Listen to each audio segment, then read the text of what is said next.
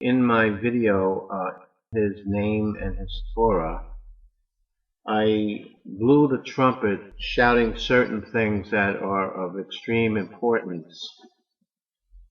And one of them, in this year, 2014, when the trumpet is blown, next Hebrew year, there is going to be the 120th year of Jubilee.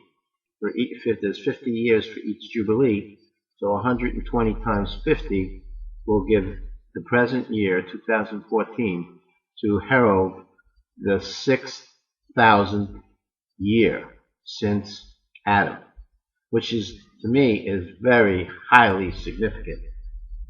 And that's why I blew the trumpet. And I said in that video that I have not yet researched this. I just was taking TorahCalendar.com's word for it, and I did the research, and nothing really much changes. I still think that TorahCalendar.com is a more superior date converter, going from the solar calendar that we use to the lunar calendar that the Hebrews have been using in all of the Bible years, and they're still using today. And that is because of the information increase and the technology increase, and this calendar is using all of that, and they are able to know when a new moon is a new moon and when it's not. And it must be from a specific point on the earth to be consistent. And the point on the earth that they're using is Jerusalem. It's true. The Bible clearly says that you are to wait for the crescent of the new moon before you turn another month. And so that is why I think, the fact that they fully and patiently observe this point, and they go by another rule, which is that the 16th of Nisan can never be before the spring equinox. And so they don't really count the barley. They don't really see if the barley's ripe or not. They just make sure that takes place. And so that is, again, a more accurate way to do it, because it is what the Bible says, as they point out. And you read their introduction, and you read their wording on how their calendar came about. You go ahead and read that. Now, after doing all my research, I feel that they're 100 years off. In other words, they begin the year since Adam, 100 years too early. Alright, and that I get from all my calculations. In order for all my calculations that I make to work, they're 100 years early, which is not so bad, because 100 years is exactly 2 Jubilee years. And so they're still starting the calendar on a year 1 of 7 sabbatical year. And so those two things, the year of Jubilee and year 1 of the sabbatical year and the year 7 of the sabbatical year and all the other years in between, all have to jive. And they were all jiving when I first tested this whole thing out with the calendar. So I was almost certain that this calendar was correct. However, the place where it wasn't working was the year of Exodus. And they give a year of Exodus, which I didn't believe either. And the year that I had for the year of Exodus wasn't right. I believe E.W. Falstich, who was the same scholar that let me know the year and day of when Jesus was born, which was very, very important. And I mentioned that in the video. And so I felt that if he was right on that, he was also right on this and this and that. But it turns out that he he was not right, I mean, if you, and I'm going to go over how I got my calculations, and that may bore some of you. I don't, hey, what are you going to do? This is what we do. But I'm going to go through the calculations to show you how I came across these findings. All right? Now, the Bible tells everybody specifically how old Adam was when his son Seth was born. Okay? How old he was when Seth was born. He was, according to Genesis 5:3, he was 130 years old. And then if you go down to 5:6, you know that Seth was 105 years old when his son Enos was born. Okay?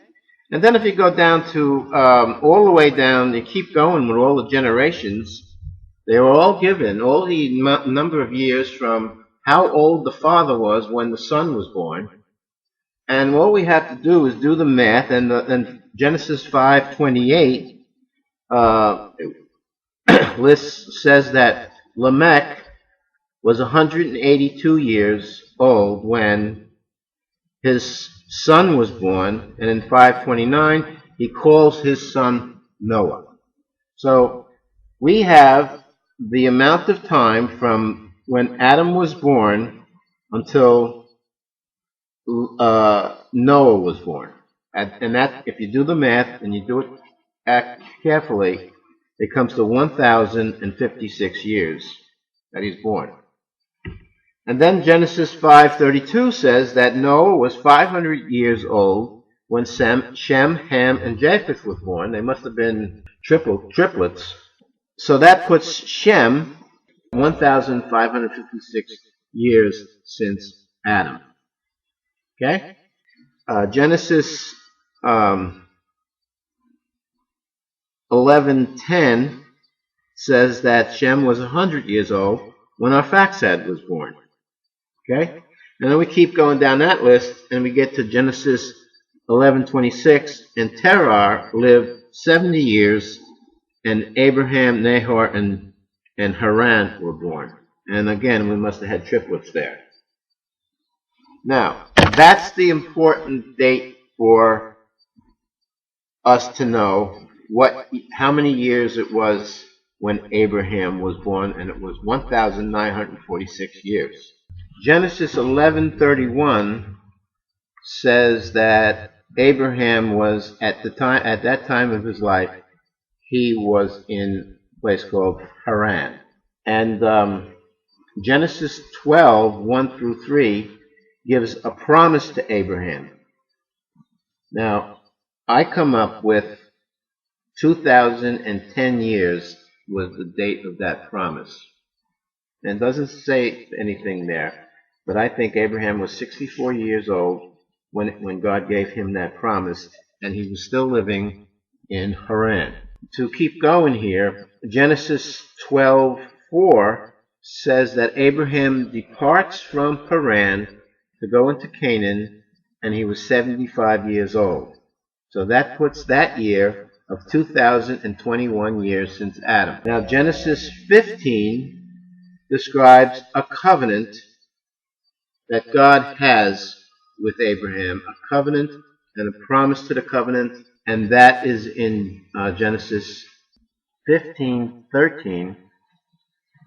And he, God, said unto Abram, know for a surety that your seed shall be, 1, a stranger in the land, and the land will not be theirs.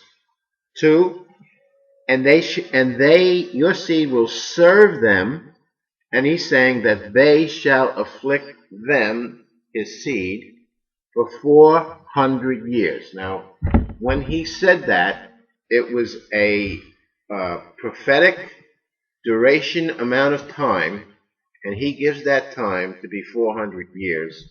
And it doesn't say to the exact day, nothing has anything to the exact day, and it turns out to be 409 years. All right? Now, if that's a problem to you, it's not a problem to me. When they came out of Egypt, it was 409 years later. Now, in Genesis 16, he talks about Abraham and Sarah both agree to allow Abraham to have a son through Hagar, their house servant, I guess. And he does, and Ishmael is conceived that year, and it says that this was after 10 years being in Canaan. So that puts that year that Ishmael is conceived right after the covenant that God makes with Abraham, with the sacrifices and everything, different than the promise to Abraham. All right? In Genesis 17, Abraham is 99 years old, and all of these promises are getting more details, and the covenant is again repeated here. And in this time, he's saying that every man, child among you shall be circumcised. But of all of these years, it's the 2010 years when the promise is given to Abraham. And that is, I say that because the whole thing clears up with this 430-year thing that is given in Galatians 3:17 and Exodus 12:40, where there's 430 years to the self-same day. So it's not like, it's not about. It's exactly 430 years. All right? So that part is what messes up the calculations, and the whole thing clears up in Galatians 3:17, and he says, and this I say, and he's talking about the promise and he's talking about the law, and he says, and this I say, that the covenant that was confirmed before of God in Christ, the law, which was 430 years after, cannot disannul that it should make the promise of none effect. He's saying, this covenant cannot disannul the promise which came before that. So you got the promise. Without doing any law, you got the promise. And Abraham was still a Gentile. I mean, he still was uncircumcised. That's when he got the promise. And Abraham believed God, and it was accounted to him for righteousness. But the thing about it is, we got a year that God promised Abraham, which is 2010 years, and you add to that 430 years, and you come up with 2,440 years. Now that's that's how many years it is from the time Adam was born, or at the time of Adam until the year of the Exodus. 2,440 years. That's the number of years Exodus is from Adam until Exodus.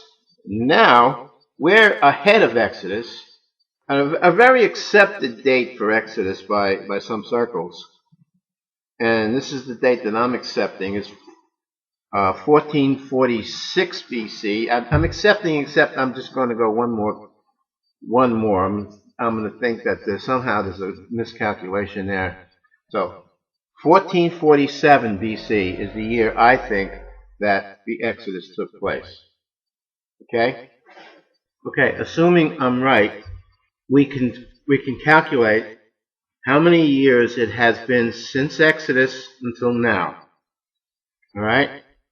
So I'm using 1447 BC, and when you cross zero from going from BC to AD, when you cross zero, you have to subtract a year in the BC, and that may have been where the miscalculation was made. But anyway, it becomes 1,446 years plus 2014 years, 2014 AD. That's the amount of years, which comes out to 3,460 years. So 3,460 years ago, Israel came out of Egypt. So from Adam to Exodus is 2,440, and from Exodus to now is 3,460. Therefore, from Adam to now is 5,900 years. And it happens to be a year of Jubilee as well.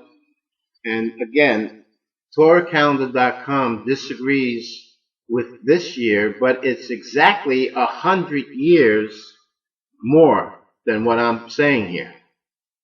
So 100 years, again, is 2 Jubilees, which means that all of the Jubilees and all of the sabbatical cycles are all still calculated the same way, correctly.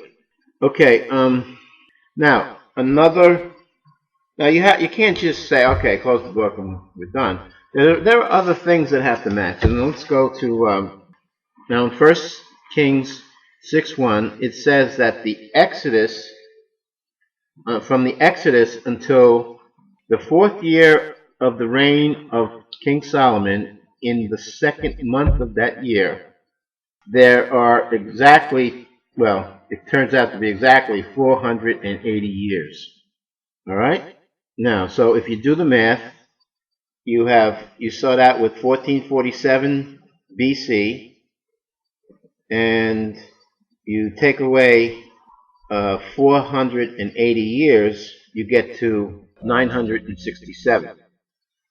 Now, it's well accepted that Solomon's first year was 970 BC, and it says that it was in his 4th year, in the 2nd month of the year, which means that he had 3 full years and 2 months. He was in his 4th year, had 3 full years. He was in his 4th year, and there was only 2 months of that year. So that brings everything to 967 BC, when they began to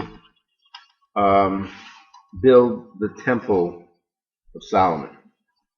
So that fits well with history and accepted dates right now. Now, another one is in Acts 13:20. He says in Acts 13:20, he says, "And after that he gave unto them judges about the space of 450 years until Samuel the prophet." So the judges are the space of the judges are about, says about. It doesn't mean it has to be exact. They're about 450 years until Samuel the prophet. Okay? Samuel the prophet was the last judge of Israel. Who was the first? And the first judge of Israel was Moses. Okay? If we take the year of Saul, all right, now the first year reign of King Saul is accepted to be 1050. All right, so 1050 BC. If we add 450 years to that, because it's 450 years earlier, and this is BC, so it's 1050 plus the about years of 450, it gets to the time of Moses, which is about 1500. It turned out that it must be either 1487 or 1527 BC, and I say that because if 1447 is the year of the Exodus and Moses is 80 years old, it has to be 1527 BC for the birth of Moses. Or you can take year 1487 when he gave his first shot at being a judge of Israel when he killed the Egyptian, and he subsequently had to flee the country. Which means a lot of the accepted years in the reign of the pharaohs messes up a little bit, But if you look at Wikipedia on the years of these reigns of the pharaohs, you can see disputes. Okay, they accepted the commonly accepted and the disputes, and using the disputes, then you can match Moses being in the picture of the 18th dynasty in the reign in the years of Pharaoh. All right, now. The year Moses was born was a wicked Pharaoh that knew not Joseph, and he, you know the story. He's having all these children, the males, killed.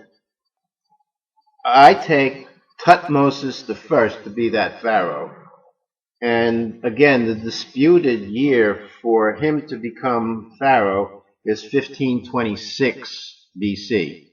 And they say that he ruled up until 1513 BC. And again, I said that Moses was born in 1527 BC.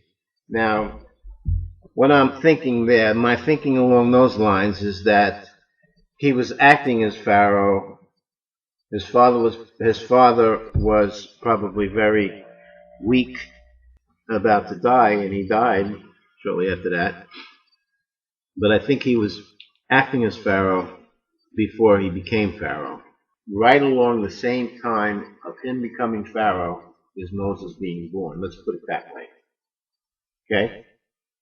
Now, he has a daughter, and in history, he has a daughter that's called Hatshepsut. His daughter must be about, I'm saying about 10 years old at the time. You know, she finds the child, she loves the child, she wants the child to live, and the child does live, and she adopts him as her son. She's very fond of him. And so if Moses was born in 1527, then she's got to be, I'm guessing, about 1538 BC. All right? And again, these are all part of the disputed, nobody really knows type things. Nobody can say for sure. And if you do, they have evidence otherwise. And it's sort of like very cloudy. But anyway, there is a picture of a Pharaoh that has a daughter that is very influential in the histories. Now, Pharaoh had Hatshepsut with his wife, with his plus wife, his primary wife, but he had a lesser wife, and with that lesser wife, he had a son, and his name was Tutmosis II. Now, again, a disputed year of reign is, you take this 1513 that Tutmosis I probably died.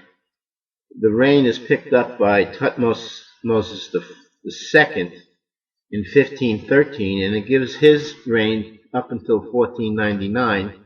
And Tutmosis II was married to his sister, his half-sister, Hatshepsut. They both had the same father. Okay?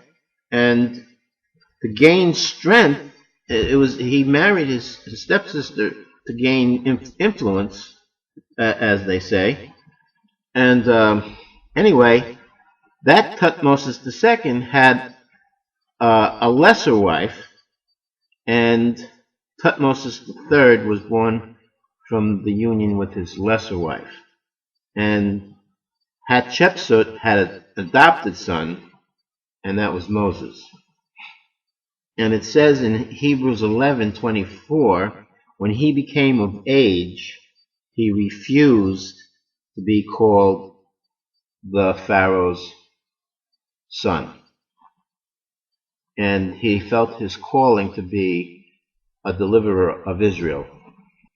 And he was right about that calling, but it was a little premature when he was 40 years old.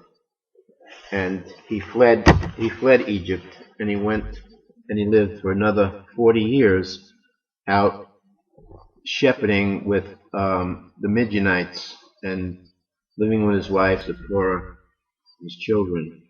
And you know the story. He comes back 40 years later, speaking with the angel of the Lord at the mount where the burning bush was. So anyway, at the time, on and about the time of 1479 BC, there was some kind of a struggle going on, and between Tutmosis III and Hatshepsut. And Moses was 48 at that time. He had already been out of Egypt, so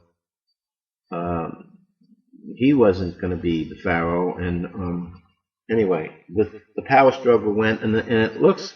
They say that Hatshepsut died in 1458, which would have made her about 80 years old when she died. And Tutmosis III is the one that takes over and becomes ruler, pharaoh. And Moses knew him well because they basically grew up together. I think Tutmosis III was the pharaoh, and he began his reign, they say, in 1479. From 1479 to 1447, 32 years. So Exodus was 32 years later. Now they have Tutmosis III dying in 1425, and I kind of disagree with that. When I first saw that, I thought that 1425 would be the Exodus, because if he dies in 1425, then that's the year that horse and Pharaoh drowned in the sea, as the song goes. The horse and the rider drowned into the sea. I had abandoned 1425 as the year of Exodus, even though some of the other numbers fit. And I had to go with 1447 being the year of Exodus. And I believe that this 1425, when Tutmosis III dies, is an error. I think he died in the sea. And that's my opinion. You don't have to take it. It doesn't really matter. I mean, it matters. I mean, it doesn't really matter, actually. But just think about it. The Pharaoh's firstborn son dies in the plague of the firstborn. It's the one where you had to put the blood on the doorposts. It's the very first Passover. And anybody who didn't do it in the whole land, their firstborn son died, and Pharaoh included, especially Pharaoh. Right? So, after he said, you guys can go, he has a change of heart, and he is furious because he's Pharaoh, and they look up to him as God, and all of this is happening by the God of the Hebrews. And so what does he do? He musters up his army, and he was a man of war. And he goes after them. Okay? And were ahead of them, and they're already on the beach. They're on this big beach, and the water's in front of them, and they just came, and they just came through a narrow way through the mountain there, through a big cleft rock, and they're there, and they know that Pharaoh is coming after them, and they're complaining and they're murmuring. And the story goes that Pharaoh is up on the cliff watching them.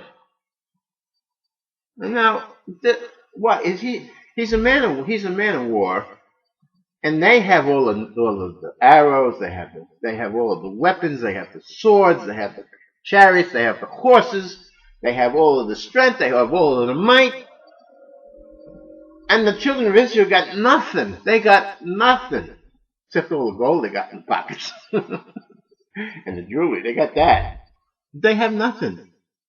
I mean, there was no way Pharaoh was afraid to go into a fight. He wasn't afraid to go into a fight. And he was annoyed, and he was going in there. I'm telling you, I don't believe that Tutmosis III did not go into that army. He went into that army, and they just fudged the records so it wouldn't look bad about their pharaoh. But their pharaoh's firstborn was killed, and he was killed. He was drowned in there. Anyway, so the picture of the Tutmosis the first and the daughter and the Hatshepsut and the other daughter and the pharaoh, all of it fits. All of it fits in the 18th dynasty, and so that sort of like supports the year of 1447 as being.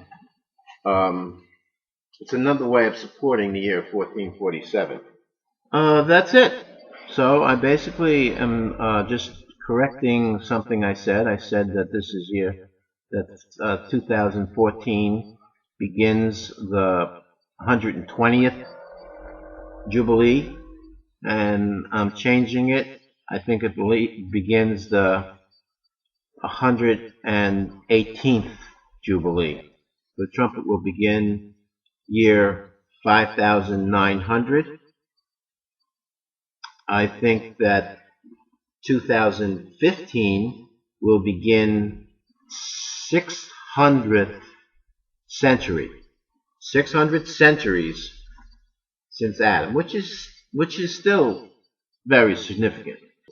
All right, let me pause here a minute and just recall some of what I said in the 6-day creation video that I have, and where I bring out that there is yet to be a rest for the people of God, and that the 7th day of rest, as far as time that we have that keeps on ticking, hasn't happened yet as far as our time goes. His 7th day of rest, because he's in eternity, he's in a different time frame, he's in a totally different time frame. His 7th day of rest hasn't happened yet, and that we are still in the 6th day of his creation, and that if his time for Adam, and I believe the year 0 for Adam that we have as we've been using right now, I believe that year 0 is the year that he sinned. Him and Eve, his wife Eve, sinned and disobeyed, and they were cursed. Their bodies were cursed. Death came along.